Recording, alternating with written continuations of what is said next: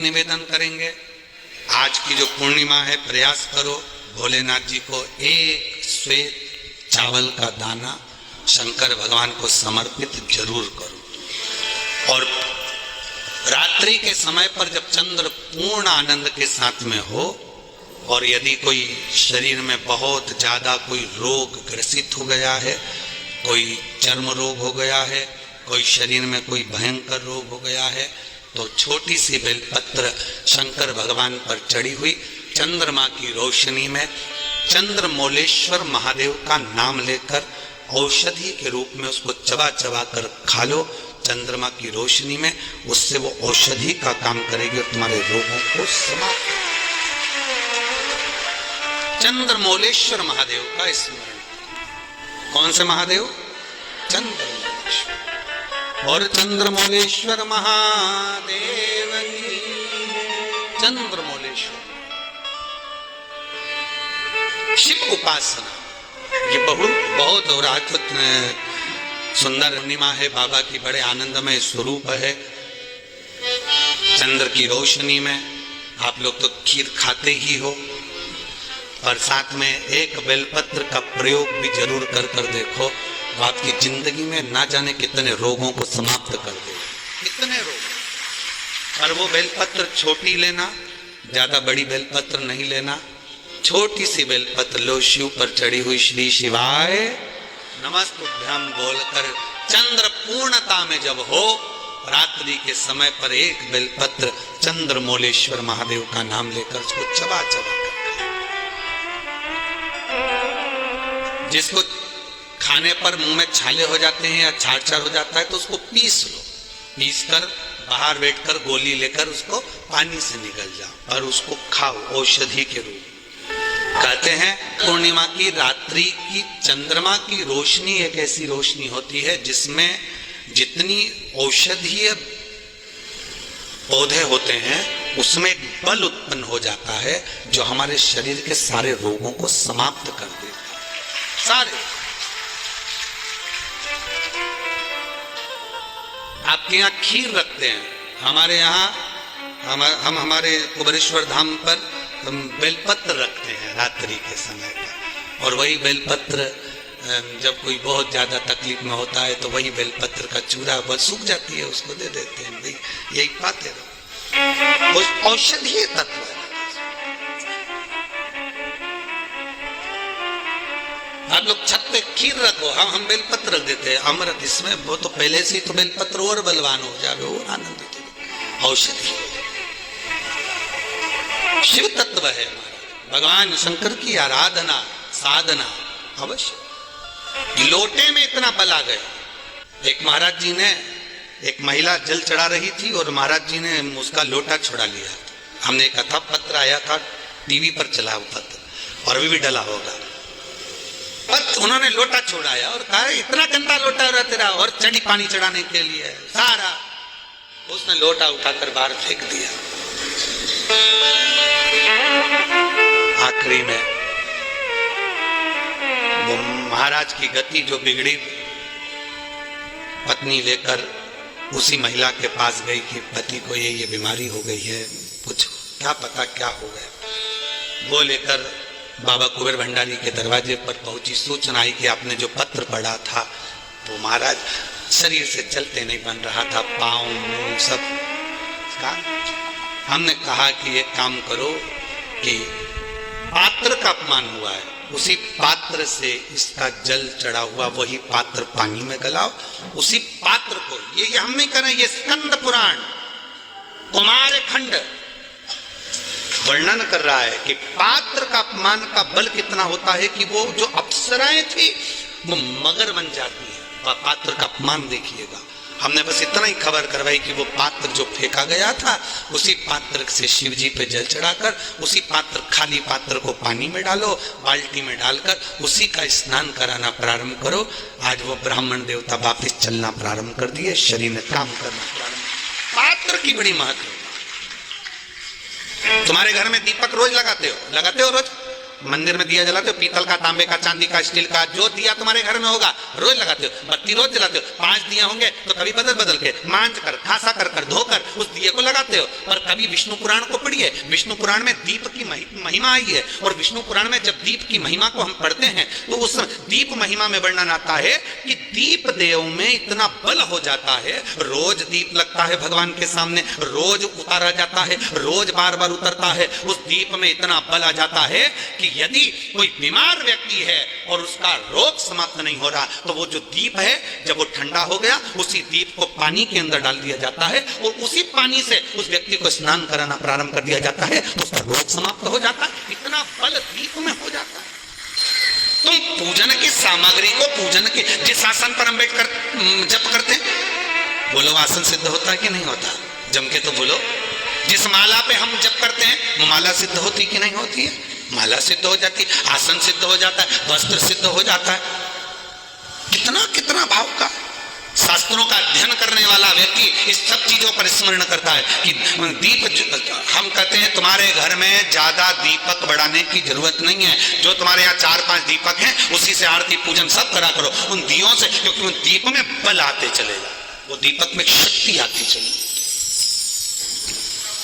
नजदीक है भगवान, कितना बल आता है जरा विचार करिएगा। एक पानी से तुमने कपड़े धोए, वो पानी तुमने बाथरूम में फेंका कि नहीं फेंका? जम के बोलो। एक पानी से तुमने बर्तन धोए, पानी फेंका कि नहीं फेंका? बोलो जम के। फेंक दिया। पानी वही था जो तुम्हारे नीचे हाक्सी का, हैंडपंप का, ट्यूबवेल का, तुम्हारे नल का पानी वही था, वही पानी से कपड़े धोए, वही पानी से बर्तन धोया, और वही पानी तुमने शंकर जी को स्नान कराया, वही पानी तुम्हारे घर में जो भगवान थे उनको थाली में रखकर नहलाया। अब बताओ, जिस पानी से तुमने स्नान कराया वो पानी को तुम बाथरूम में फेंकोगे, नाली में फेंकोगे, गटर में फेंकोगे? नहीं, उस पानी को ले जाकर तुम कहीं पेड़ के नीचे, क्यारे में, तुलसा में, जहां अच्छी जगह होगी वहां डालोगे। क्यों? क्योंकि वो पानी भगवान का स्पर्श कर लिया, इसलिए पूजनीय हो गया। जो दिया भगवान के मंदिर में रोज जाता हो, जो लोटा भगवान के मंदिर में रोज जाता हो, वो अपने आप में सिद्ध होते चले जाता है, उसकी सिद्धि बढ़ती। शिव जी को आप 5 जगह पर जल चढ़ाते हो, थोड़ा ध्यान देना कथा पर। शंकर भगवान को 5 जगह पर आप जल चढ़ाते हो। मान लो अगर कोई विषम परिस्थिति है और आपको लग रहा है कि मेरा ये काम बाबा को कर देना चाहिए, ना जाने क्यों अटक रहा, मेरे भोलेनाथ जी को मेरा ये काम कर देना चाहिए, ना जाने क्यों अटक रहा, तो जो जो जगह पर आप जल समर्पित करते हो, जिस जिस जगह पर आप जल समर्पित करते हो, जैसे गणेश जी की जगह पर जल समर्पित करते हो, सबको मालूम है ना, स्थान तो सबको मालूम है ना गणेश जी का। जैसे ये शिवलिंग है, ये जलाधारी है, ये 2 चरण जहां से जल चढ़ाते हैं तो ये पानी घूमकर यहां से नीचे चले जाता है। अब जरा समझिएगा, आप जब शंकर जी के मंदिर, आपको लगे कि हमारा ये कार्य हो जाना चाहिए, ये कार्य हो क्यों नहीं रहा, आखिर में इतने दिन से लगे हूं, ये काम क्यों नहीं हो रहा, सबके काम हो रहे, मेरा क्यों नहीं हो रहा, तो विश्वास रखकर 5 सोमवार, 6 सोमवार, 7 सोमवार इसको कर कर देखिएगा।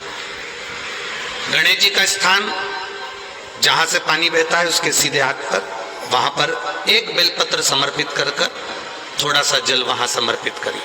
षडानंद कार्तिकेय का स्थान, एक बेलपत्र समर्पित कर कर थोड़ा सा जल वहां समर्पित करिए। अशोक सुंदरी का स्थान, थोड़ा सा जल समर्पित करने से पहले एक बेलपत्र, फिर जल। 3 स्थान। चौथा, मां पार्वती जी का हस्त कमल, एक बेलपत्र समर्पित कर कर जल चारों तरफ चढ़ाने के बाद में 5वां, शिवलिंग के ऊपर बेलपत्र समर्पित कर कर पूर्ण जल शंकर को समर्पित कर देना। ये 5 स्थान का चढ़ा हुआ जल आपके जो काम अटक रहे हैं, जो कार्य में आपको तकलीफ आ रही है, आप बाबा को बस एक बेलपत्र और एक लोटे जल में से 5 स्थान पर जल समर्पित करने पर आप तुरंत 2 महीना भी नहीं लगेगा, मेरा विश्वास कहता है 15 या 20 दिन में बाबा उसको स्वीकार करें। 15 से 20 दिन। पहला जल कहाँ चढ़ाना है? जम के बोलो जरा। गणेश जी वाला स्थान। दूसरा कार्तिकेय वाला स्थान। अब इसको समझ लेना आप अच्छे से। हम ये नहीं कह रहे हैं कि तुम गणेश जी की मूर्ति पे चढ़ाओ, हमने ये नहीं बोला। हमने ये भी नहीं बोला कि कार्तिकेय जी की मूर्ति पे जल चढ़ाओ। हमने ये भी नहीं बोला कि माता पार्वती जी की मूर्ति पे जल चढ़ाओ। आप तो जो शिवलिंग रखा हुआ है और जो जलाधारी गोल है उस पे जो शिवलिंग रखा है, जहां से पानी बह रहा है, उसके राइट हैंड में गणेश, लेफ्ट हैंड में कार्तिकेय, बीच में अशोक सुंदरी, पार्वती जी का स्थान, हस्तकमल और ये शिवलिंग। आपको गणेश जी के ऊपर जाकर जल नहीं चढ़ाना, आपको कार्तिकेय के ऊपर जाकर जल नहीं चढ़ाना, आपको देवी जी के ऊपर जल नहीं चढ़ाना, आपको तो केवल शिवलिंग की जलाधारी पर और शिवलिंग पर जल चढ़ाना। पहला स्थान बोलते जाओ जम के, केवल जल नहीं, बेलपत्र फिर जल। दूसरा कार्तिकेय, तीसरा अशोक सुंदरी, चौथा अब पार्वती जी को जो तुम जल चढ़ाओगी और बेलपत्र चढ़ाओगी उसमें तुम्हारा स्मरण होना चाहिए। तुम कहाँ बैठी हो जल चढ़ाने के लिए, तुम्हारा ध्यान कहाँ है, कहाँ बैठकर शंकर जी को जल चढ़ाना चाहिए। आपको पहले भी कथा में कहा, जहां से जलाधारी का पानी बह रहा है इसके ठीक विपरीत जगह में आप यहां बैठ जाओ। उत्तर दिशा में पानी जाता है तो आप दक्षिण दिशा में बैठकर उत्तर की ओर मुख कर कर बाबा के, माँ पार्वती जी के हस्त कमल पर बेलपत्र रखोगी, जल चढ़ाओगी और वहीं से बाबा को तुरंत आनंद के साथ में बेलपत्र चढ़ाकर जल चढ़ाओगी। भले खड़े होकर या वहां जाकर तुम यहाँ पर जल चढ़ा दो, परंतु उसके बाद में जब आप जल चढ़ाओगी, जब बाबा पार्वती जी को जब बेलपत्र और जल चढ़ाओगी तो आपका मुख कहाँ होना चाहिए? जहां से पार्वती, जहां से ये जल बहकर जा रहा हो, यहां बैठोगे तो जल जहां बहकर जा रहा है उधर की साइड तुम्हारा मुख हो जाएगा, उत्तर की साइड तुम्हारा मुख हो जाएगा और बाबा को आप जल समर्पित कर, और बाबा को आप जल समर्पित कर। तो पहला जल बेलपत्र गणेश जी, दूसरा कार्तिकेय जी, तीसरा अशोक सुंदरी, चौथा माता पार्वती जी का हस्त कमल और पांचवें नंबर का जल भगवान शिव के ऊपर, अर्थात भगवान देवाधिदेव महादेव से प्रार्थना करते हुए कि तेरा ही दिया मैंने खाया पिया तेरा शुक्रिया, तेरा शुक्रिया।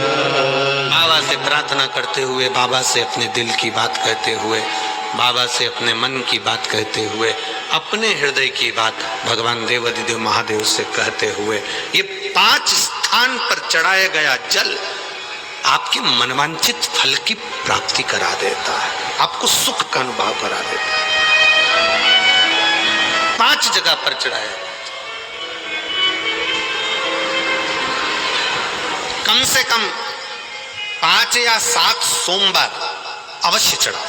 शंकर पर चढ़ाया हुआ एक चावल का दाना, एक मूंग का दाना या एक बेलपत्र या एक पुष्प या एक लोटा जल, इसका फल कितना होता है ये आपके दुख की घड़ी में आपको मालूम पड़ जाएगा कि शंकर किस समय पर देता है। ऑक्सीजन हर कभी नहीं लगाई जाती है, लगाते हैं क्या हर कभी? अरे जम के तो बोलो। वेंटिलेटर पर हर कभी नहीं सुलाया जाता, जब उस समय कुछ बचा ही नहीं है, अब लग रहा है डॉक्टर को कि इसका शरीर काम नहीं कर रहा, इसका शरीर किसी काम का नहीं रहा, अब इसका शरीर सपोर्ट ही नहीं कर रहा, तो फिर उसको ऑक्सीजन लगाई गई, फिर उसको आईसीयू में डाला गया, फिर उसको वेंटिलेटर लगाया गया, फिर उसको मशीनें लगाई गई कि अब इसका शरीर इसके बल पर चलेगा। उसी तरह शिव महापुराण की कथा कहती है, आपने एक चावल का दाना चढ़ाया, एक बेलपत्र चढ़ाई, एक लोटा पानी चढ़ाया, ये पानी का फल, ये बेलपत्र का फल, ये पुष्प का फल तुम्हें ऐसे ही प्राप्त नहीं हो जाएगा। भगवान देखता है, जैसे डॉक्टर को लगता है कि अब ऑक्सीजन ऑक्सीजन की जरूरत है, ऑक्सीजन लगा दो। अब वेंटिलेटर की जरूरत है, वेंटिलेटर लगा दो। अब इस चीज की जरूरत है, ये मशीन लगा दो। उसी तरह भगवान भी देखता है कि तेरे दुख की घड़ी में जब तेरे सामने कहीं काल मंडराने लगता है, दुख आने लगता है, तब भगवान भी, तूने जो बेलपत्र चढ़ाई है वो ऑक्सीजन का काम कर कर भगवान तेरे काम को सपोर्ट देता है।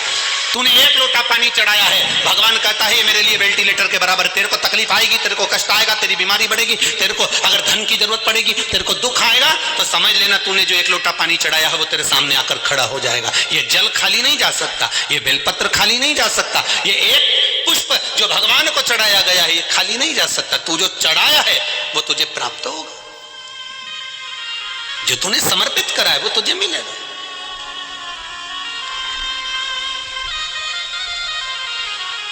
कई लोग कहते हैं शिव जी को चढ़ाया हुआ कैसे प्राप्त होगा। शंकर भगवान का कोई, हम जो देते हैं, हम जो खर्च करते हैं, हम जो समर्पित करते हैं, उसका कुछ फल है?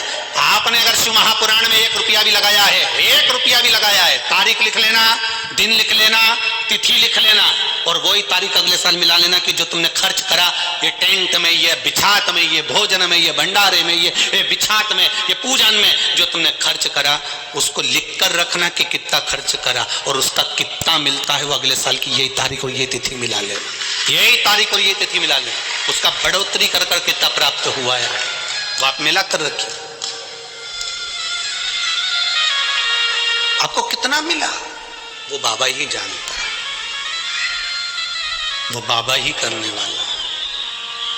तेरा ही दिया मैंने खाया पिया है, तेरा शुक्रिया है, तेरा शुक्रिया है। मुझे भोले बाबा ने बहुत दे दिया